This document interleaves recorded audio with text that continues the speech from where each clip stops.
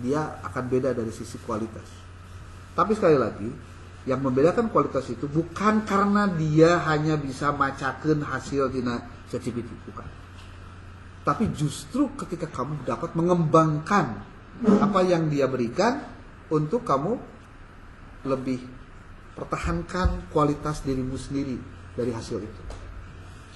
Contoh ya, what can I help with? Nah, kamu mau tentang apa bicaranya? Halo bos. Biasanya dia suka misalnya. Saya mahasiswa Prodi PAI, Pendidikan Agama Islam. Lagi ada tugas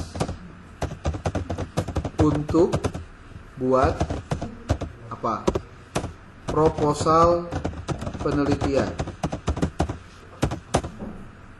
Bisakah kamu berikan wawasan tema apa yang menarik dan masih belum banyak yang meneliti? Jadi pertanyaannya, kita minta dia jawab dulu. Oke, bukan dia, tolong dong bikinin proposal. Nah, kan kita masuk itu aja. Itu mah gak cerdas berarti. Kita hanya bisa eksploitasi, tapi kemampuan kitanya nol gitu. Nah, lihat. Berikut beberapa tema penelitian yang menarik dan belum terlalu banyak diteliti dalam bidang pendidikan Islam. Menurut dia ya, baru menurut dia. Kita kan belum cross check. Jadi yang paling penting itu cross checknya. Tapi dari sisi bahwa dia memberikan wawasan, it's okay. Karena kita juga mungkin lagi galau, pusing, lebah hutang, cicilan, dan lain-lain. Ya sudahlah, lihat ini. Pengaruh media sosial terhadap pembelajaran pendidikan agama Islam. Oke. Penerapan pembelajaran berbasis teknologi dalam pendidikan agama Islam. Pengembangan metode pembelajaran interaktif untuk meningkatkan motivasi belajar PAI. Pendidikan karakter berbasis nilai-nilai Islam di era digital. Coba, ini kan tema-tema yang lu banget gitu maksudnya, ya. Generasi Gen Z banget gitu. Implementasi pembelajaran PAI yang inklusif untuk siswa berkebutuhan khusus. Peran guru PAI untuk mengembangkan toleransi beragama di sekolah multikultural. Kalau misalkan kamu ketemu dengan sekolah multikultural kan bisa.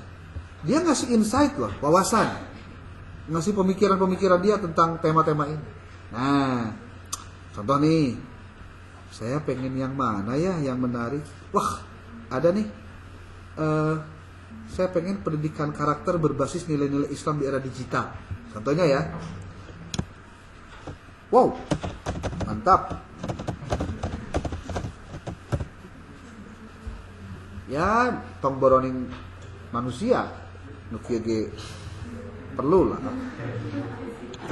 Saya tertarik dengan nomor 4. Bagaimana menurutmu? Menurutmu? Nah, dia pasti kasih jawaban lain. Pendidikan karakter berbasis digital sangat relevan dan menarik untuk diteliti. Dia malah ngasih tahu relevansinya apa, urgensinya apa, fokus penelitiannya kayak gimana, pendekatan metodologinya apa. Wah, maka dia ngasih tahu mix metodenya. Oh, berat mix metode mah. Karena kalau mix metode itu kayak bikin 2 penelitian. Satu penelitian skripsi kualitatif, satu penelitian kuantitatif, gempor. Ya beresna. Syukur-syukur kalau nggak keluar biaya. Kalau keluar biaya lebih gempor lagi.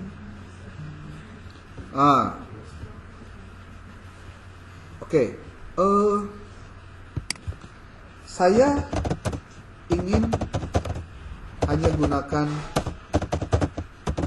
pendekatan kualitatif dengan studi kasus. Tempatnya di mana contohnya? SMP paling dekat siapa sih? Situ tuh? Hah? SMP Juara. SMP Juara Kota Bandung. Gitu. Kota Bandung. Saya ingin gunakan pendekatan kualitatif dengan studi kasus tempatnya di ini apa sih?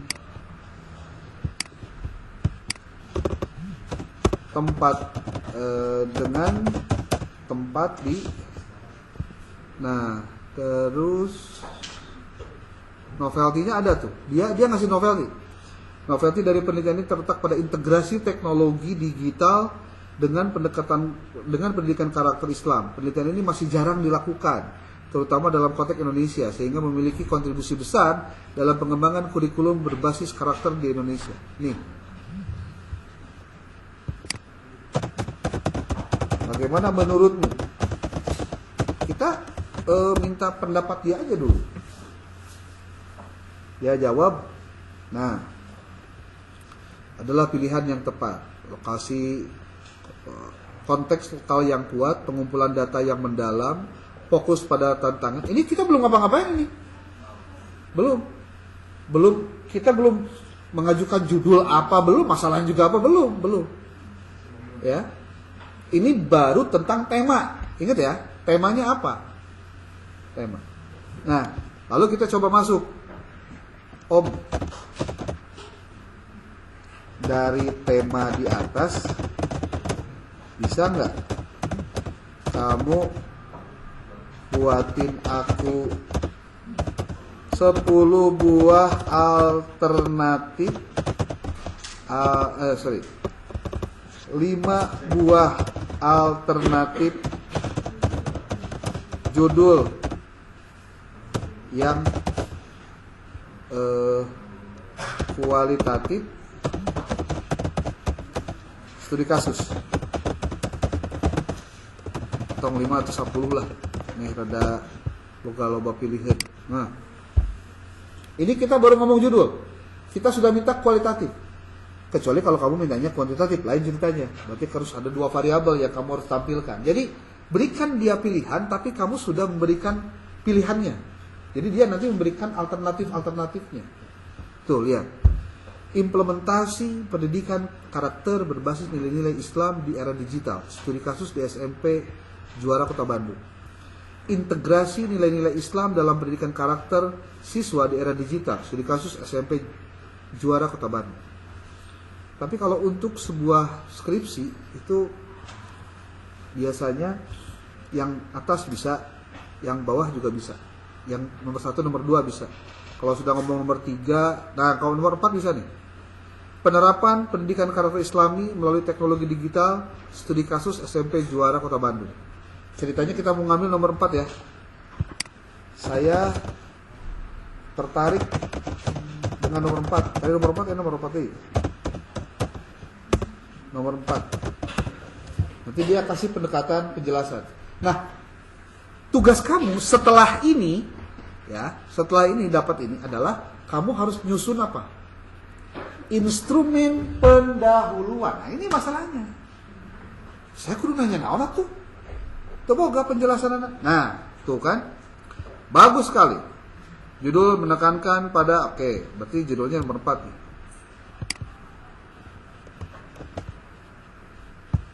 Saya akan melakukan studi pendahuluan tentang ini, tentang judul tadi. Ya. Baiknya apa saja yang harus saya siapkan? Dia nanti kasih tahu. Untuk melakukan studi pendahuluan, penerapan bla bla, kamu perlu mempersiapkan beberapa hal penting. Tuh, perumusan fokus studi pendahuluan. Harus ada tuh. Ketika kamu judulnya tentang penerapan pendidikan karakter Islami melalui teknologi digital, kamu mau pertanyaannya apa dulu? Karena dia tidak akan bisa langsung sesuai dengan keinginanmu kalau kamunya nggak ngasih clue. Tentukan fokus utama studi pendahuluanmu, misalnya bagaimana teknologi digital digunakan dalam proses pembelajaran pendidikan karakter Islami di SMP Juara. Apa saja program. Jadi gini, kamu harus bikin dulu rumusan masalahnya. Biar kamu tahu, saya mau studi pendahuluan, nanya ini tuh dulu. Belum penelitian ya, belum penelitian. Baru akan memulai. Identifikasi sumber data utamanya siapa? Guru PAI, kepala sekolah, siswa, staf. Dokumennya, pengembangan instrumen pengumpulan data. Ingat ya, kualitatif, teknik pengumpulan data utamanya adalah dengan wawancara, observasi, dan dokumentasi. Sementara di kuantitatif, yang utamanya itu adalah angket dan atau tes. Persiapan teknisnya, izin dari persetujuan. Berarti kamu kudu membawa surat lah di kampus bahwa kamu izin melakukan studi pendahuluan. Ingat, studi pendahuluan belum penelitian. Belum penelitian. Lalu nanti rencanakan bagaimana kamu akan menganalisis data yang diperoleh selama studi pendahuluan. Fokuskan analisis pada hal berikut, efektivitas, pendekatan, literatur pendukungnya juga disiapkan.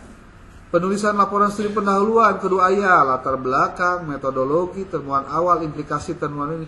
Jadi nanti kamu bakal mendapatkan informasi apakah ketika sudah melakukan studi pendahuluan, riset kamu di sana bisa lanjut apa enggak? Riset kamu tentang masalah yang kamu bawa dari awal itu bisa dilanjutkan atau tidak? Atau ada revisi? Atau ada peralihan? Atau ada yang lain-lain? Baru di situ rencana penelitian lanjutan. Tuh. Nah, sekarang kita akan mulai dari yang pertama. Perumusan fokus studi pendahuluan. Kita akan minta dia buatkan. Bisakah kamu buatkan 3 buah rumusan masalah,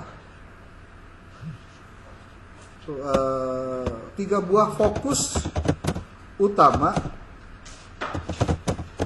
dalam studi pendahuluan saya tentang penerapan Kota Bandung. Bisakah kamu buatkan 3 buah fokus utama dalam studi pendahuluan saya tentang bla bla bla. Dia akan ngasih kira-kira apa. Tuh, fokusnya. Strategi penerapan teknologi digital dalam pembelajaran Islami, persepsi guru dan tantangan dan peluang penerapan melalui teknologi digital. Anda mau yang ini 3-3-nya dipakai. Berarti yang pertama, strategi penerapan teknologi digital dalam pembelajaran karakter Islami, bagaimana persepsi guru dan siswa terhadap penggunaan teknologi dalam pembelajaran dalam pendidikan karakter Islami. Yang ketiganya, bagaimana tantangan dan peluang penerapan pendidikan karakter Islami melalui teknologi digital. Itu apanya? Fokusnya. Berdasarkan fokus di atas, fokus utama di atas, buatkan 3 buah rumusan masalahnya. Dia akan berikan apanya? Rumusan masalahnya sesuai dengan apa? Fokus. Tuh. Satu-satu lagi. Rumusan masalah, bagaimana strategi yang diterapkan, bagaimana persepsi guru dan siswa, apa saja tantangan yang dihadapi. Nyambung tuh. Oke. Udah ketemu tuh. Nomor 1 apa? Fokus. Studi pendahuluan. Udah ketemu ya. Berarti yang kedua nih, identifikasi sumber data utamanya. Di sini informan utamanya guru PAI, kepala sekolah, siswa dan staf. Dokumen sekolahnya, kebijakan dan lain-lain. Oke. Sekarang karena informannya sudah kita dapat, maka ini berarti ini akan kita jadikan sebagai alat utamanya. Ini pentingnya kamu harus tahu tentang yang beginian tuh begini.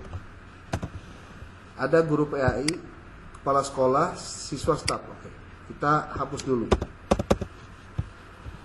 Sorry, hapus nih. Kan ini ya, bagaimana strategi yang diterapkan? Ini copy oleh kamu. Set, copy. Jadi bahasanya gini.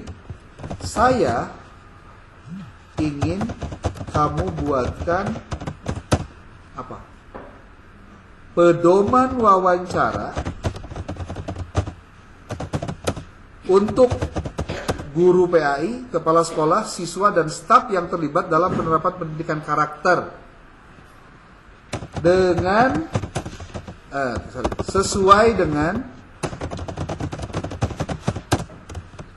rumusan masalah berikut.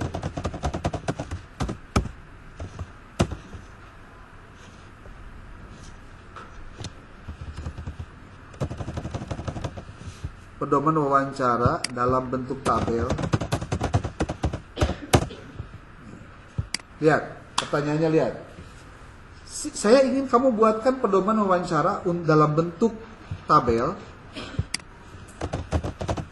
untuk guru PAI, kepala sekolah, siswa dan staf. Ingat ya, untuk apa? Wawancara. Coba kita lihat, dia ngasih jawaban apa. Ini yang Bapak bilang, ini akan bikin kamu cepat menyelesaikan tugas itu karena kamu dibantu begini.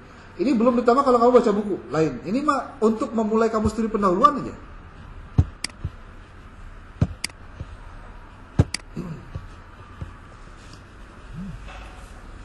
Berikut adalah pedoman wawancara. Nah ini yang sebetulnya nanti mau pakai kamu buat ke lapangan cari data awalnya. Sehingga nanti kalau misalkan ada dalam datanya itu bisa dilakukan, berarti bisa kamu riset di sana. Tuh, pedoman wawancara guru PAI, pertanyaannya ini. Jadi dengan judul, dengan rumusan masalah strategi penerapan teknologi digital untuk pendidikan karakter Islami, pertanyaan untuk guru PAI ini. Tujuannya ini. Nanti dibuatkan di kolom yang kelimanya adalah jawaban dari respondennya. Tuh lihat. Pertanyaan juga nggak banyak, cuma 3. Kepada siswa juga pertanyaannya 3. Kepada staf juga 3. Ini baru pertanyaan. Ini di kolom yang keempat, kamu buatkan apa? Kolom ke 1, 2, 3, kelima, kamu buatkan kolom khusus jawaban narasumber. Jadi kalau pertanyaannya, bagaimana penggunaan teknologi digital dalam pembelajaran PAI? Jawabannya apa nih si guru PAI? Pak, guru PAI-nya ya tilu kumaha tiluaran wawancara. Nah, ini apa? Pedoman wawancara. Sekarang kita masuk ke untuk buatkan apa sekarang? Studi dokumentasi. Observasi dulu. Saya ingin kamu buatkan pedoman observasi. Observasi dalam bentuk tabel untuk menjawab rumusan masalah berikut. Tetap nomor 1 dulu. Tadi rumusan masalah sudah 3. Ini baru yang ngomong yang pertama nih.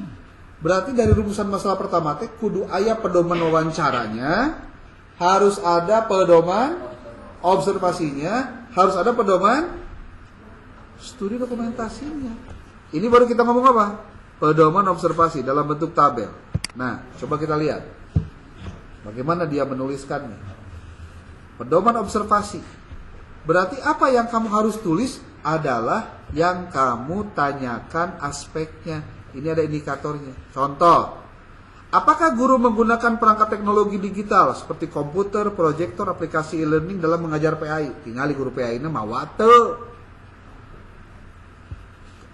Kamu tulis di jawabannya contohnya. Pada tanggal sekian jam sekian saya melihat guru PAI memasuki kelas tapi dia tidak membawa apa-apa. Nah, berarti kan itu mah orang awal sebenarnya. Dari situ kan tahu. Oh, kakareke nomor hiji ada judulnya tentang penggunaan teknologi digital, ada guru ke kelasnya gitu mawana naon. Kan kamu dari situ bisa tahu. Kayaknya saya salah deh ngambil kelas di sini judul ini. Kenapa? Karena ternyata nggak relate. Selesai gue. Jenis perangkat teknologi yang digunakan, laptop, tablet, aplikasi pembelajaran Islami. Ternyata ya guru PAI anu can bisa ngahurung-hurungkeun laptop aja. Sampai deh. Dan yang seterusnya. Tuh, sudah ada catatannya. Sekarang, apa yang ketiga? Dari rumusan masalah pertama teh. Studi dokumentasi. Saya ingin kamu buatkan pedoman studi dokumentasi. Tulis di sini. Studi dokumentasi. Dalam bentuk tabel untuk menjawab rumusan masalah berikut. Ini baru rumusan masalah pertama. Lalu kamu harus buatkan dengan kalimat yang sama, bedakan rumusan masalahnya. Tuh lihat. Kamu harus cek kurikulumna, aya teh integrasina. Dina kurikulumna aya teh kecap tulisan integrasi. Kalau nggak ada, berarti sarua jeung mie instan. Tahu nggak mie instan? Mie instan itu tampak dari luar, dina plastikna aya baksoan, aya naon, aya endogan, aya ayam, ada sayurnya, ada mie-nya, ada kuahnya. Pas di jerona mie kering sama naon bumbuna. Berarti kan itu penipuan. Oh, lihat no.